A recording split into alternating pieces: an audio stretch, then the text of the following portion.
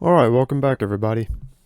In this video I'm updating the chicken coop, giving it a larger yard for all the birds. Originally there were only 4 chickens in there, 2 roosters and 2 hens, but I decided that, you know what, the adults need to move into a larger space. They need more room. The chicken tractor isn't cutting it's difficult to move, and it's time to retire the chicken tractor. So I wanted to upgrade the chicken shack and give it more room for all the birds. But the thing is, I can't disassemble the chicken tractor yet because I need to put the babies in there. And the reason I'm doing that is because I don't want to put the babies in with the adults right away. You know, that's how accidents happen. The adults will harass the babies, possibly injure them. So I'm going to put the babies in the tractor, which is right next to the new yard, so that they can kind of get acquainted with each other. They can learn about each other, you know, so that when they do move in, they'll already be familiar. Speaking of the babies, if you saw my video where I built the new brooder, the brooder is still in good shape. It's still holding up. However, I have not raised standard sized birds in a while, so I forgot how quickly they grow, and they quickly outgrew that brooder. So what I had to do is I had to put them in this little playhouse that was it's a couple decades old at least, but it's worked out for me. It has windows in it, so there was at least some airflow, but it mainly provided more space for them, which is what they needed. So I have the shack finished at the time of recording this audio, and the babies are now in the tractor. The adults are now in the coop. And what I did with the coop, with the new yard, is I used as much material that I had around as possible. All the posts were laying around the property. All the lumber you see holding the posts together. And I even found some old weld wire that I could use, and I wanted to put a top on the yard because I didn't want any birds of prey getting in, or possums or raccoons. And some of these birds are very capable flyers, and I didn't want them getting out. It would kind of defeat the purpose of the coop. So I put a top on it. I used some old weld wire as much as I could to wrap around the fence and on top. But I did have to buy some new weld wire. I also bought the zip ties and the U-nails, the fence post nails, to hold everything into place. So yeah, this video is going to focus on that. But just as a side note, I have planted a few vegetables in the hugel culture mounds. If y'all saw that video, that's my most recent. It's going pretty well, actually. We've already harvested some straight neck squash, and those turned out wonderful. They tasted great. And we have a few more straight necks on the way, but there's only one straight neck squash, so that was probably my biggest mistake, is only planting one. But we have some cushaw squash. We have a bell pepper plant. The bell pepper plant is kind of tricky. It's a step up from squash in terms of difficulty, so I'm still learning how to manage that.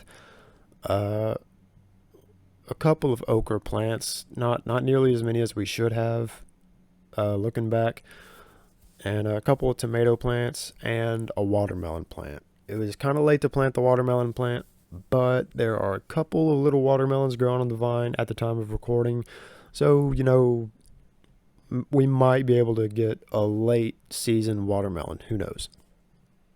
So if y'all want me to make a video about the garden as it is right now, I will be glad to do that. And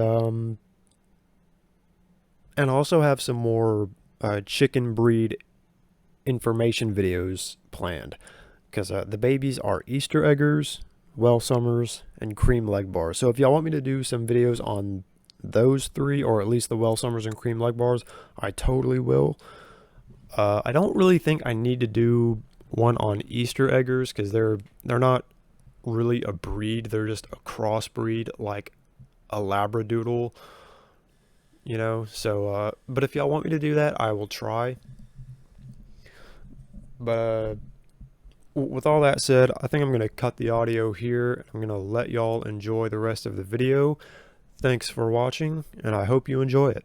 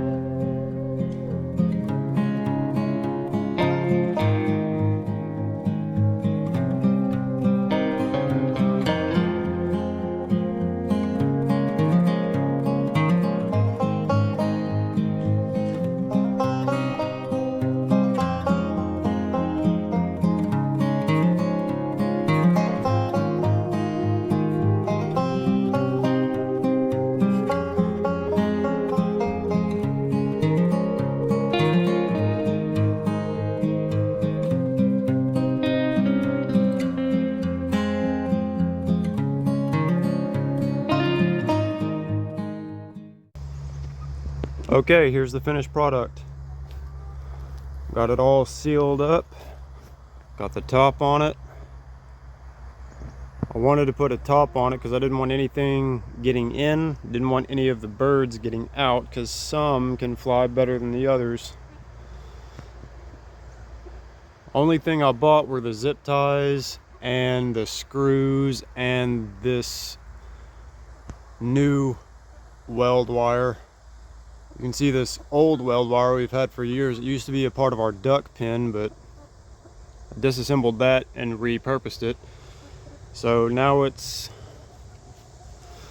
used for a decent little yard for my grown-up chickens. And that little tractor on the outside right there, the old busted up tractor, houses the babies now separate from the adults, so that if they have anything contagious, hopefully they won't bring it in, as well as getting them acquainted to the adults so that when the adults do move in, or that when the babies become adults and they move in, hopefully they won't get harassed too much by the adults. But everyone seems to have adjusted pretty well. Keep knocking their feeder over because I have it on bricks, trying to avoid them kicking dirt into it. But it's opened up very nicely and they can have some breathing room. Not at all crowded, and I thought it would be a little crowded once the babies would come in here, but based on how much little space the adults are taking up, I don't think it will be a problem. So this won't be a permanent structure because of my future plans. I've covered that in recent past videos. If y'all want to know about those plans, you can check out the channel, go to my video library and peruse the videos a little bit. So it's not the prettiest thing in the world, but I also don't need it to be because it won't be permanent.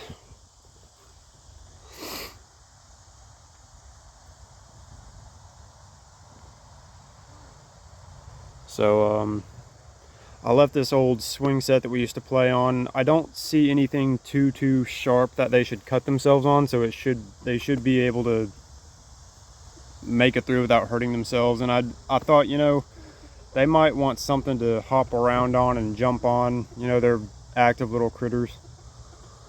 But if they do start hurting themselves on it, I'll figure something out. But another reason is it's been here for a while and it's really starting to sink into the ground, and I don't know, I didn't want to mess with it too much, especially since I don't plan on keeping them all here for very long, you know. I hope that was not a mistake, but we will see. But this is the finished product. Just wanted to show you guys real quick. I may put in a couple more nesting boxes. I have not decided, but I've not had any problems so far. And I hope you guys enjoyed the video. I'll likely do a garden update next. If you watched my previous hugel culture video, I got some plants in there and they're growing up pretty good. I just picked my first straight neck squash, so we're gonna cook that with some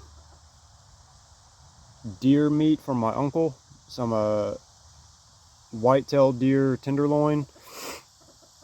So we'll see how that goes. Everything seems to be going pretty good so far. All right, hope you guys enjoyed the video. I'll see you again hopefully in the next one.